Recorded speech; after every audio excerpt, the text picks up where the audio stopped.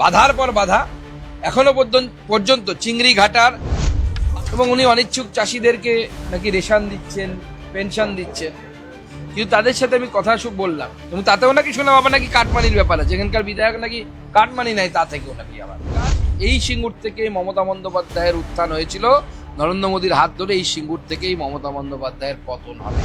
সেই সময় রতন টাটা বলেছিলেন যে আমার মাথায় শুধু বন্দুক ধরা হয়নি, ট্রিগার পর্যন্ত টিপে দেয়া হয়েছে। টাটা আবার সিঙ্গুরে ফেরত আসবে, সে ফেরত আনার কাজ আমরা করব ভারতীয় জনতা পার্টি।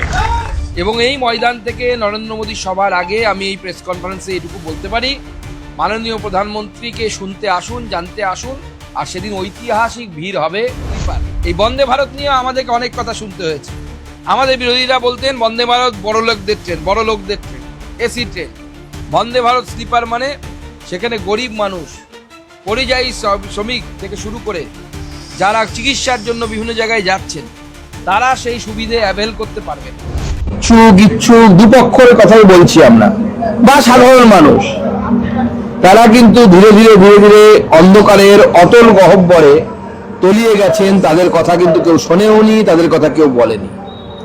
সেই সময় রতন টাটা বলেছিলেন যে আমার মাথায় শুধু বন্দুক ধরা হয়নি, ট্রিগার পর্যন্ত টিপে দেয়া হয়েছে। সেই জন্য আমি গুজরাটের আনন্দে আমার কারখানা আমি নিয়ে যাচ্ছি।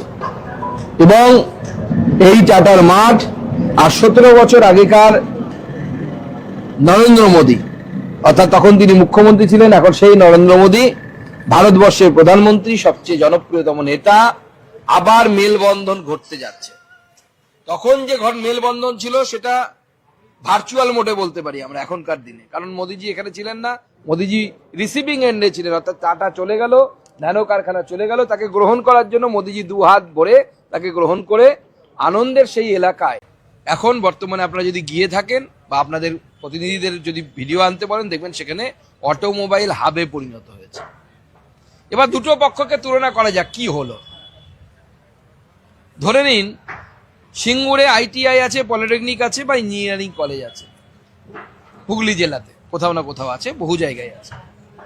সেখানকার অটোমোবাইল নিয়ে পাশ করা আমাদের আইটিআই পাশ করা ছেলেটি বা মেয়েটি, বা পলিটেকনিক থেকে আইটিআই অটোমোবাইল পাশ করা হোক, বা পলিটেকনিক থেকে ডিপ্লোমা অটোমোবাইল করা হোক, বা কোনো বেসরকারি ইঞ্জিনিয়ারিং কলেজ থেকে বিটেক অটোমোবাইল করা ছেলে বা মেয়েটি এখন গুজরাটে যান বা গুজরাটে যেতে বাধ্য হয়, তাদেরকে বাধ্য করা হয়েছে। আর সেই গুজরাটে যদি আইটিআই থেকে পাশ করা একটি অটোমোবাইল ছেলে হয়, সে বাড়ির পাশে আনন্দে চাকরিটা করতে যান, সন্ধেবেলা মা বাবার সাথে দেখা হয়।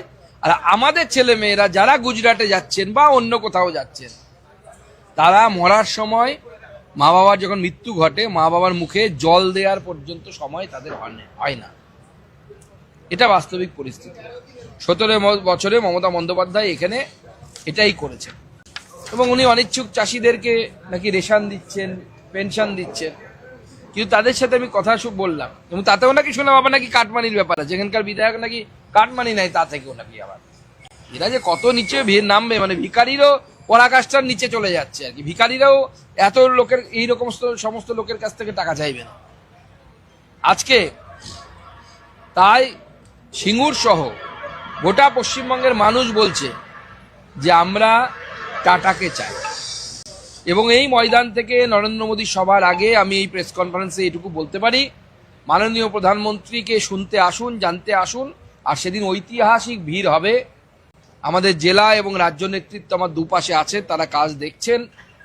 এবং এই যে 3টে শেড করা হয়েছে, ওপারে রাস্তা, আমার বিশ্বাস বা আমার যে এক্সপেকটেশন বা অ্যাজামশন বলতে পারেন, এগুলো সব ছাপিয়ে রাস্তা অবধি এবং রাস্তার ওপারের জমি অবধি ভিড় পৌঁছে যাবে সেদিন নরেন্দ্র মোদীর কথা শুনতে, নরেন্দ্র মোদীকে দেখতে।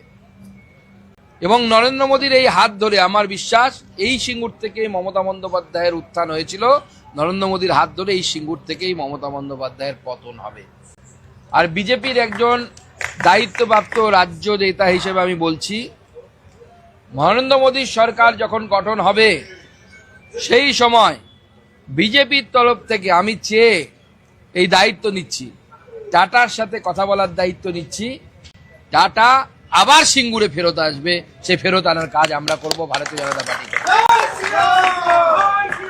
এবং এই পশ্চিমবঙ্গের শিক্ষিত যুবক যুবতী, ITI pass, BTech pass, polytechnic pass, graduate, তাদের হাতে কর্মসংস্থানের ব্যবস্থা ভারতীয় জনতা পার্টি করবে। এর সাথে সাথে দ্বিতীয় যে বিষয়টি আপনাদের সামনে আমরা তুলে ধরতে চাই, আমাদের সর্বস্তরের নেতৃত্বের সামনে, আগামী 17 এবং 18 তারিখ এই দুই দিনই দুই ঐতিহাসিক সভা হতে চলেছে। 17 তারিখ মালদাতে, আপনারা জানেন শাহাপুরের কাছে একটি মাঠে, এবং 18 তারিখ এই সিঙ্গুরের মাঠে। এই দুদিনই মাননীয় প্রধানমন্ত্রী নরেন্দ্র মোদীর নেতৃত্বে বাংলার রেল যোগাযোগ ব্যবস্থায় যুগান্তকারী পরিবর্তন হতে চলেছে। এবং এই যুগান্তকারী পরিবর্তনের মধ্যে আপনারা জানেন যে বাধা হয়ে দাঁড়ায় হচ্ছে তৃণমূল কংগ্রেস। উদাহরণস্বরূপ আপনারা ইস্ট ওয়েস্ট মেট্রোর ক্ষেত্রে দেখেছেন, বাধার পর বাধা, এখনো পর্যন্ত চিংড়ি ঘাটার বাধাটা এখনো মেটেনি। তার ফলে দক্ষিণ কলকাতার মানুষ আসতে পারছেন না। গত কয়েক মাস আগে মাননীয় প্রধানমন্ত্রী এসে উনি উদ্বোধন করেছিলেন মেট্রো। সেই মেট্রো আমাদের লাইফ লাইন, সেই মেট্রোতে আরো অনেক মানুষ সুবিধে পেতে পারত, কিন্তু তৃণমূল কংগ্রেসের জন্য পাচ্ছে না। পশ্চিমবঙ্গের প্রায় 60-61 খানা প্রজেক্ট শুধুমাত্র জমি না দেওয়ার জন্য পশ্চিমবঙ্গে রেলের প্রজেক্ট আটকে আছে।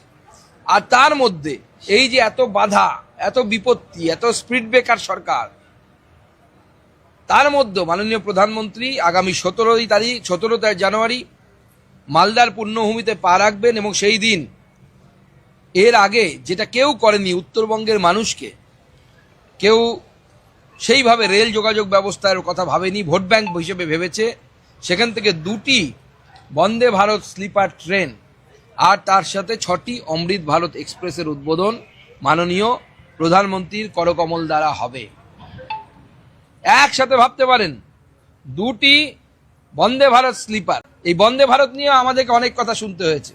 আমাদের বিরোধীরা বলতেন বন্দে ভারত বড় লোকদের train, AC train. Vande Bharat sleeper মানে সেখানে গরিব মানুষ, পরিযায়ী শ্রমিক থেকে শুরু করে যারা চিকিৎসার জন্য বিভিন্ন জায়গায় যাচ্ছেন, তারা সেই সুবিধে অ্যাভেল করতে পারবেন। তার সাথে সাথে 6টি অমৃত ভারত এক্সপ্রেস এবং অন্যান্য ট্রেন মাননীয় প্রধানমন্ত্রী ঘোষণা করবেন। পশ্চিমবঙ্গ এবং আসামের মধ্যে এই বন্দে ভারত স্লিপার এক যুগান্তকারী যোগাযোগ ব্যবস্থা তৈরি করবে। হাওড়া থেকে কামাখ্যার মধ্যে 13টি স্টেশনে এই ট্রেনটি দাঁড়াবে। সন্ধে 6:20 হাওড়া থেকে ট্রেনটি ছাড়বে। তারপরে হুগলির লোকেরও সুবিধা হবে, যারা মা কামাখ্যার দর্শন করতে চান তারা এই বন্দে ভারত স্লিপার ধরে যেতে পারবেন। এবং পরদিন সকাল 8:20 কামাখ্যা পৌঁছে যাবে। সকাল পৌঁছে যাবে, স্নান করে মায়ের মন্দিরে গিয়ে মায়ের দর্শন করতে পারবেন। এবং অন্যদিকে 6:15 কামাখ্যা থেকে ছাড়বে। অর্থাৎ আপনি একদিনে এখান থেকে রওনা হলেন, পরের দিন পৌঁছে গেলেন, সকালবেলা পৌঁছে গিয়ে মায়ের পুজো দিয়ে আবার সন্ধেবেলায় ট্রেন ধরে পরের দিন সকালে হাওড়ায় ফিরে আসতে পারবেন। বন্দে ভারত স্লিপার ছাড়া মাননীয় প্রধানমন্ত্রী মালদা থেকে উদ্বোধন করবেন new Jalpaiguri Tiruchirappalli Amrit Bharat express, new Jalpaiguri Nagercoil Amrit Bharat express, Alipurduar SMVT Bengaluru express, Alipurduar Mumbai Panvel Amrit Bharat express, Balurghat অর্থাৎ আমার কনস্টিটুয়েন্সি, সেই কনস্টিটুয়েন্সি থেকে সাপ্তাহিক বালুরঘাট এসএমভিটি বেঙ্গালুরু অমৃত ভারত এক্সপ্রেস। এবং আমার পাশে যে রায়গঞ্জ কনস্টিটুয়েন্সি আছে, রাধিকাপুর, যেখান থেকে একসময় স্বর্গীয় প্রিয়রঞ্জন দাসমুন্সী ভোটে জিততেন, সেইখান থেকে রাধিকাপুর এসএমভিটি বেঙ্গালুরু অমৃত ভারত এক্সপ্রেস। এবং কোনো কোনো ক্ষেত্রে অমৃত ভারত পরিবর্তন হয়ে নর্মাল এলএইচবি ট্রেন যাবে। যতদূর আমার কাছে খবর আছে, বালুরঘাট এবং রায়গঞ্জ থেকে এলএইচবি ট্রেন হবে অমৃত ভারতের জায়গায়। আজকে মাননীয় প্রধানমন্ত্রীর নেতৃত্বে এই সুফল বাংলার মানুষ পেতে চলেছে। বাংলা হান্টের আরও খবর দেখতে নজর রাখুন।